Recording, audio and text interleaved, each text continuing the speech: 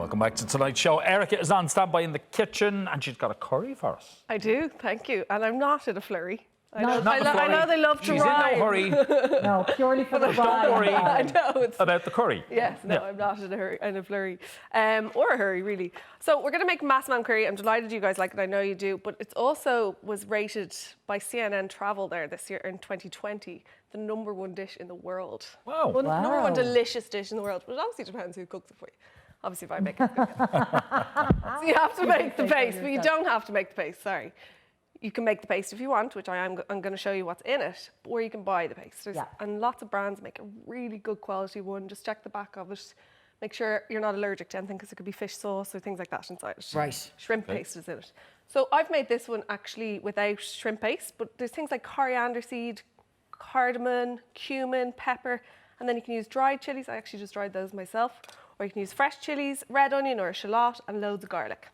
Okay. So what I'll do is I toast the dry seeds first. So this is really popular because it's a Thai dish, but it's got Indian influence. So we know Thai is like lemongrass, lime leaf, coriander. Whereas with this, we've got the pepper, the cardamom, the cumin. That's kind of Indian, so that's coming in. So what I do is I'll toast all that, and then I blitz it, and I make a paste. So just like this. All right. So we're going to move on to here, where we start making the curry. So I actually think you could make this, Martin. What do you think? Would you like to try it?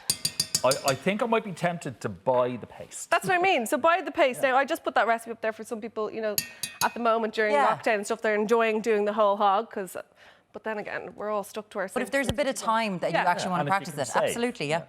So that's it. You buy your paste or you make your paste and you fry it for a few minutes. It's going to be loud, sorry guys. And inside that, today I'm doing it with potato. We talked about this earlier. Okay. And carrots.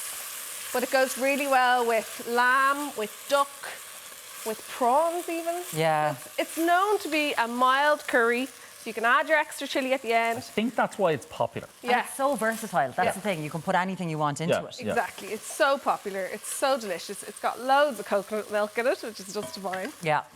So make sure you always cook your paste directly to the pan, guys, instead of putting it in on top of veg and stuff. You want your paste to hit that heat. And I've actually put coconut milk in that paste to cook it down. So it's one of the traditional methods of doing it, is to put coconut milk into, or coconut cream if you have You would be tempted to get the onions, get the garlic, get all that stuff on first and then add the paste. No, you see, in this dish, we don't want the onions to kind of be part, they are part of the sauce, but they're actually an ingredient in themselves. Like if I was doing a bolognese or something, the onions would be, you know, finely chopped. These are kind of chunky onions. They don't need to be browned or anything like that. It's all about this paste flavour, and it really comes out when it's been toasted and cooked like this. So that's it, a few minutes. Onions have gone in. Now I'm obviously speeding this up for us on here, but you leave the onions then, let them get a little bit soft for maybe 2 to 3 minutes. Yeah.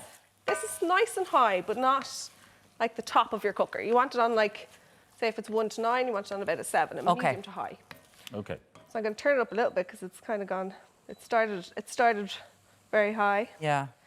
I actually learned to make this in Thailand when I was 20, which feels like... You're so authentic. I know, right? So authentic. But I have adapted it a little bit to my taste and also to what I feel is the Irish taste a little bit, where I've taken out the shrimp paste. That's a few potatoes and carrots gone in there. And again, these aren't parboiled. Nothing. Nothing. So if you're to do lamb or prawns, or maybe prawns will go in at the end, but lamb or duck, you can put that in and sear that a little bit at the base and then add your veg. Okay. It couldn't be easier, honestly. Okay, so that's frying away. I'm going to bring it down a little bit. So like I said, I adapted it a bit. So there would be an aromatic going in there like star anise or cinnamon, which you could still do. I prefer it kind of more citrusy, so I'm putting in lime. And lime would be in it, or tamarind. And what's that there? That was peanut butter. Peanut butter, lovely. Peanuts. So loads of salted peanuts. Lovely. Nampla, which is a fish sauce. So essentially this could be a vegan dish if you wanted. So like for Veganuary, there's loads of people, I think, trying a vegan dish, or even one a week. You know, I didn't necessarily do that on purpose. It's a dish I love. Yeah. But if you put the fish sauce in, you're obviously changing it then. Lime juice. Oh. This is it, like. That's so easy and so yummy. when you think about it, and I always get psyched out. Because you, like, you're so, do you cook curries at home? Yeah, well, Jenny would cook them. Well, and I've tried to copy the curry that she makes. Now, it's not a Massaman curry, but and I've completely stolen her recipe. So that's it. Okay, you got to do this one. But it is Do good. this one, and you can get. I know Kwanje always talks about the Asian market. I'm sure Kwanje has some lovely sauces and curry paste as well you could use. But they deliver, do you know? And you can buy in bulk, buy your rice in bulk.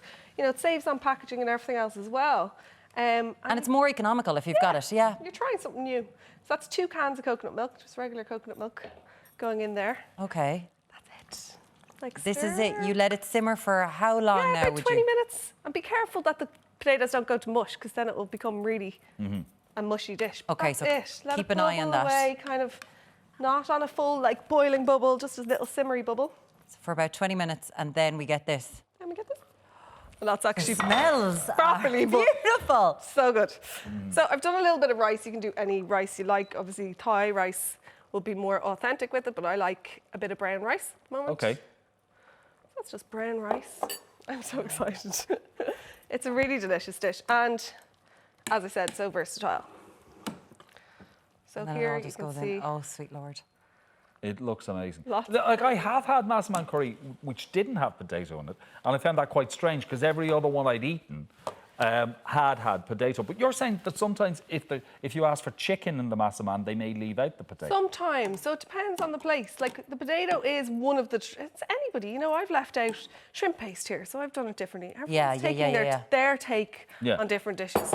I'd make sure you read your takeaway or whoever you're getting it from to make sure we it's didn't in order it there. again, no. Because it is a really gorgeous part of it. Now, a little trick I love to do, guys, that's scallions on top. You could put coriander, but I forgot my coriander today. This Put coriander. looks But amazing. I love dry roasted peanuts on top. Oh, hello. Do you know dry Everyone roast? can find it. It's on 6 Eats, and also Erica will have it up on at Drum's Kitchen. I'll tag it on my Instagram as well. That looks delicious. Erica Drum, thank you so much. you. Delicious. Absolutely.